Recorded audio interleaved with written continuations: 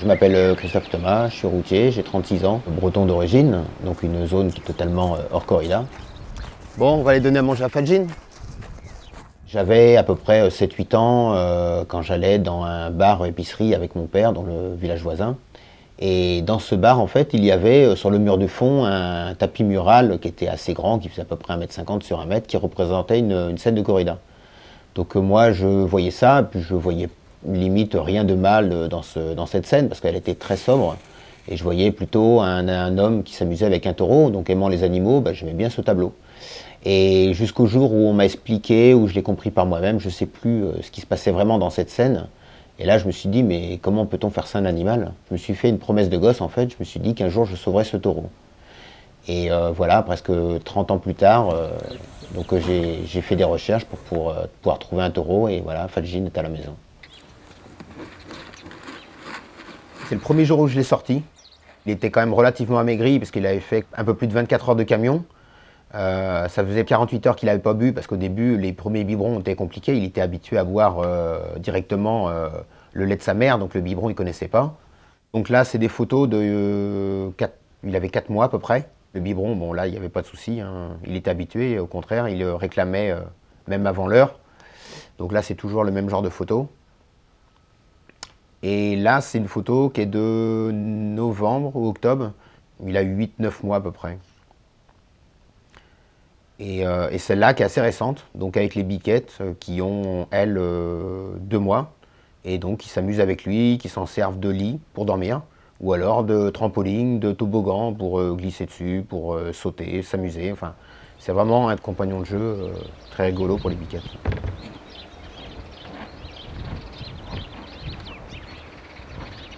Il a vécu pendant un peu plus d'1 mois dans le troupeau. Donc un troupeau de près de 400 animaux, donc avec fuite pour le moindre danger et tout. Et la relation a évolué. Donc j'ai pu l'approcher, par exemple, quand il était couché, sans qu'il se lève, alors qu'avant, dès qu'il m'entendait, il se levait, je ne pouvais même pas le voir couché dans l'endroit où il aimait, dans son étable. Plus tard, j'ai réussi à l'approcher et le toucher, alors qu'il était toujours couché, il ne s'était toujours pas levé. Et le moment ultime, et je pense que c'est là vraiment qu'il a eu confiance, et moi je me suis dit aussi qu'il a confiance en moi, c'est quand un jour j'étais avec lui dans le champ, je le brossais, et alors que je le brossais, il s'est couché. Et là je me suis dit, bon bah là je crois que c'est gagné, ça y est, je crois qu'on est parti pour une grande histoire d'amour tous les deux. Et puis bah maintenant, vu comment il se comporte, je crois que là il n'y a plus de questions à se poser, hein.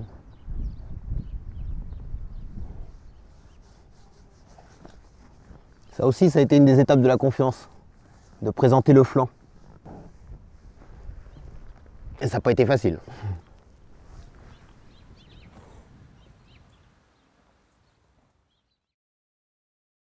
Quand Fadjine est parti de chez l'éleveur, donc il m'a appelé pour me dire que c'est il était dans le camion, il était en route pour la Bretagne. Et donc c'est vrai que pour la énième fois, je lui ai encore demandé si c'était bien un taureau espagnol et non pas un croisé. Et là il m'a dit oui, oui, vous verrez bien, de toute façon sur les papiers c'est marqué, il est de père et de mère espagnol. Et il m'a demandé si je connaissais un peu la corrida, mais je lui ai dit oui. Et donc il m'a dit qu'il était de Castedomec. Donc là je me suis dit oui, en effet, c'en est un quoi. Et en plus, en insistant, il m'a dit que voilà, un de ses frères a été gracié à Barcelone, donc l'année d'avant. Et ensuite, donc on parlait un peu du comportement de l'animal. Et donc là, il m'a demandé si j'avais un chien. Donc je lui ai répondu oui, mais je ne voyais pas trop où il voulait en venir. Et il me dit, bah, vous verrez, si vous en occupez bien, il sera encore plus fidèle que votre chien. Et ça, cette phrase, tout de suite, elle m'a presque choqué. Parce que là, je me suis dit, en fait, ils savent quels animaux ils ont, ils savent quels animaux ils élèvent, et que c'est absolument pas des animaux dangereux, c'est juste les conditions de préparation, les conditions dans lesquelles ils sont dans l'arène, qui les met en état de stress et qui sont ce qu'ils sont dans les arènes. Alors là, on va montrer un peu ce qu'utilisent les toreros dans les arènes, que beaucoup de gens ne connaissent pas. En fait, la latence qu'il y a entre le regard et ce qu'envoie le cerveau en fait aux pattes pour éventuellement un changement de direction. Sur un taureau, il y a une latence qui est à peu près de quasiment une demi-seconde. Il suffit au bon moment, quand il charge, en fonction de la distance, de faire juste un mouvement vers la droite et tout de suite partir sur la gauche. Et en fait, quand on est déjà en train de partir sur la gauche, le taureau il va simplement sur la droite. Donc en fait, il y a toujours un mouvement de latence comme ça entre ce qu'il voit et ce qu'il fait, le mouvement qu'il fait. Et les toreros jouent là-dessus. Ils jouent simplement sur le comportement de l'animal. c'est pas du tout une question d'être un héros ou pas, c'est simplement connaître l'animal par cœur et jouer sur le comportement et avoir le public qu'il a et qui croit que voilà, le torero a fait un mouvement de passe et autres, alors qu'en fin de compte, il n'a rien fait du tout. Il a joué sur ce problème qu'ont les bovins. Quand les toreros les font tourner autour d'eux, bon bah c'est pareil, il n'y a absolument aucun héroïsme là-dedans. Ils connaissent la souplesse des taureaux et ils savent très bien qu'en étant à une certaine distance du corps de l'animal, en les guidant avec la muleta, ils n'auront absolument aucun risque. La corrida, c'est comme un tour de magie. On nous fait croire que, alors que tout est faux. Donc en fait, tout est bidon. Ils bluffent le public. Ils bluffent même les aficionados qui croient ce qu'on leur a inculqué depuis tout petit. Donc en fin de compte, comme je dis pareil souvent, il y a deux victimes dans les corridas. Il y a le taureau principalement et il y a le public. Parce que le public se fait berner du début jusqu'à la fin. Et tout ça pour une question de fric. Parce qu'il n'y a que le fric qui les intéresse. C'est de faire des entrées un maximum. Et vraiment, les gens qui sont au plus haut dans la corrida savent très bien que ce n'est pas une tradition, tout ça, ils s'en foutent. Bien entendu, ils continuent d'entretenir ce mythe, mais ce qui les intéresse, c'est uniquement le fric. Quand on voit le prix des taureaux, combien ils sont vendus, c'est énorme. Les veaux de 4-5 mois finissent dans les écoles taurines pour entraîner les enfants à massacrer, parce que c'est vraiment un massacre, c'est exactement le même principe que la corrida, mais seulement c'est fait par des enfants. Il faut savoir que c'est comme des animaux qui font 150, 180 kg. Un enfant qui en fait que 45, on se doute bien qu'il n'a pas la force nécessaire pour mener à bien sa mission entre guillemets. Donc en fait, les animaux souffrent dans des souffrances atroces. Donc ça, c'est éventuellement pour les écoles taurines.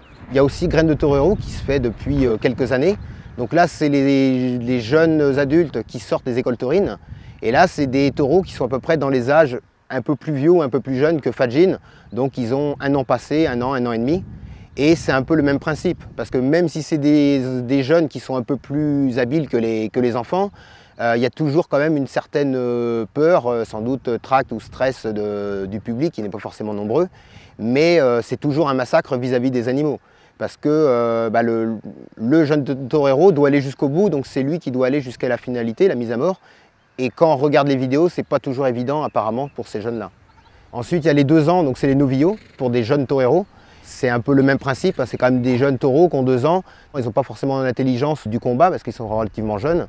Et bien sûr, il y a les 4-5 ans qui, eux, finissent dans les arènes classiques en corrida. Et si un taureau n'est pas passé par toutes ces phases-là, il faut savoir que 95% des taureaux finissent pour la consommation humaine. Fadjin a 14 mois, il est vraiment dans l'âge des taureaux qui sont soit utilisés pour les écoles taurines ou alors éventuellement pour les graines de torero parce qu'il y a certains taureaux qui ont à peu près l'âge de Fadjin. On le voit sur les vidéos par rapport à la taille des cornes, c'est à peu près vraiment le même âge que Fadjin. Donc comme on voit comment ils se comportent, on se doute bien que les taureaux qui sont utilisés dans les arènes pour graines de torero par exemple sont complètement perdus, quoi.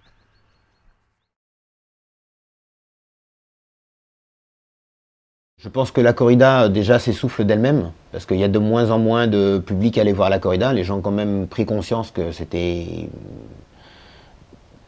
pas vraiment intéressant et le taureau souffrait et on ne pouvait pas faire de la barbarie un spectacle. Les choses évoluent. Déjà l'année dernière, il y a la Catalogne qui a aboli la corrida. En France, il y a Fréjus, donc une ville qui n'est pas anodine quand même. Je pense qu'il y en aura d'autres qui vont suivre le pas. C'est juste une question de temps. Et je pense qu'au moins en France, déjà, on pourrait arrêter la corrida assez rapidement. Parce que les choses peuvent évoluer très rapidement, plus vite qu'on ne pense parfois. Pourquoi un taureau charge dans l'arène? C'est parce qu'il n'a aucun moyen de faire ce que fait l'animal dans la nature ou dans une grande prairie. C'est-à-dire l'arène, c'est beaucoup trop petit pour lui pour pouvoir s'échapper ou se mettre dans un lieu de sécurité. Donc la seule solution, c'est de charger. Et lui, Fadjin, la seule solution, c'est faire des câlins. Moi, je vais apporter une autre image de cet animal. Donc, comme en plus j'ai Fadjin, autant en profiter et montrer que le taureau de corrida n'est pas un animal agressif, sauvage, et que ça peut être un animal tout à fait agréable à vivre et absolument pas dangereux. Donc, il fallait que je fasse quelque chose de plus personnellement, donc voilà, pour soulager ma conscience. Mais je pense qu'il y avait aussi une démarche derrière vis-à-vis de la lutte, vis-à-vis des anti-corridas particuliers et aussi vis-à-vis des anti-corridas sur le terrain. Ça a apporté énormément aux gens parce que j'ai énormément de retours sur le site donc, que j'ai créé pour Fadjin. Et j'ai énormément de messages de soutien, de messages positifs. Et c'est pour ça que j'ai créé aussi ce site pour faire partager les mêmes moments de bonheur que je peux avoir avec Fadjin.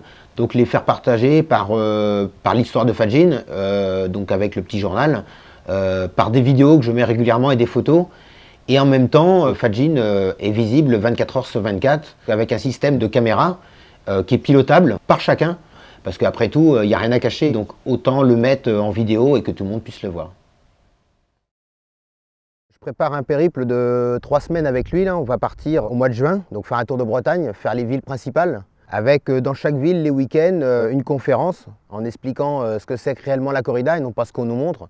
Ce qu'on nous montre dans les médias, qui est une image quand même assez édulcorée, sur le principe de la tradition, etc.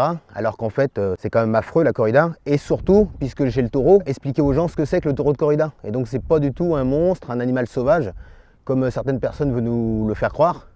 Et que c'est un animal qui est tout à fait pacifiste, un herbivore en premier lieu. Donc il n'y a absolument aucun risque s'il est élevé dans des conditions dites normales.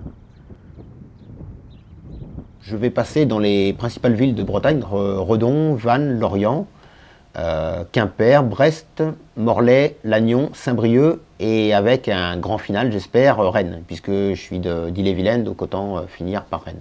Donc je vais montrer un film sur la corrida, un peu les dégâts que font les instruments utilisés par les toreros lors d'une corrida, avec les banderilles, le picador, etc. Raconter aussi l'histoire de la corrida, parce que l'histoire de la corrida en France est très mal connue.